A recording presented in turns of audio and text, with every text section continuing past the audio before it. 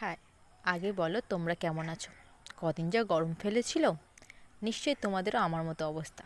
তাই একটুখানি ঠান্ডা না পড়তে পড়তে বানিয়ে নিলাম গরম গরম এই রেসিপিটা। এটা কি জানো? কেউ বলতে পারবে না।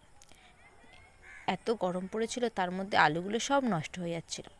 এত দাম দিয়ে কিনে আনা আলুগুলো কি ফেলে দেওয়া যায়? তাই আলু দিয়ে কিছু রেসিপি বানিয়ে দিলাম, তাও আবার কি নষ্ট আলু দিয়ে। ভালো আলু দিয়ে তো সবাই সব কিছু বানায়, কেউ কখনো নষ্ট আলু দিয়ে কিছু বানিয়েছে?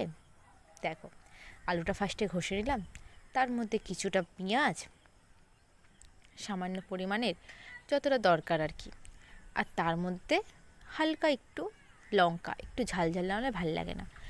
এই যে লঙ্কার এটা এটা নিশ্চয়ই তোমরা ফুচকার দোকানে তোমরা কেউ না কেউ তো দেখেইছো, আজকাল তো সবাই এই দিয়েই লঙ্কা কুচায়। আর গরমে হাতটা জ্বালা করবে, এর জন্য আমিও এই দিয়েই কুচিয়ে নিলাম। বেশ ভালো পেস্ট মতো হয়ে যায়, মানে পেস্টও না আবার এও না। তার মধ্যে একটু হলুদ গুঁড়ো, সামান্য, যেহেতু লঙ্কা দিয়েছি তাই অল্প করে লঙ্কার গুঁড়ো। তার সাথে তো নুন লাগবেই, নুন না দিলে কোনো কিছুরই টেস্ট ভালো হয় না।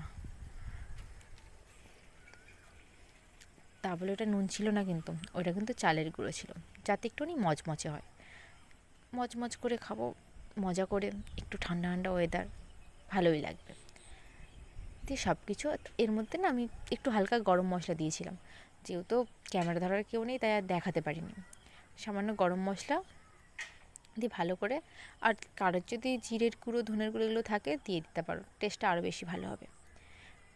তাই উনুন ধারে চলে গেলাম, সব পেস্টটা ভালো করে মাখিয়ে নিয়ে।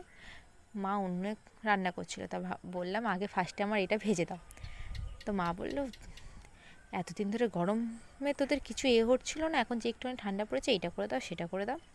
তাই মা সঙ্গে সঙ্গে ওই আলুর যে, কি বলবো এটাকে, আলুর বড়াই বলো, ওইটাকে ভেজে দিলাম লাল লাল করে। বিশ্বাস করো এটা খেতে যা লাগে না, তোমরা তো জানি না কেউ কখনো খেয়েছো কি না, যদি খেয়ে থাকো অবশ্যই আমাকে কমেন্ট করে জানিও। এটা গরম ভাত দিয়ে জাস্ট একবার খেয়ে দেখো, ভালো লাগলে আমায়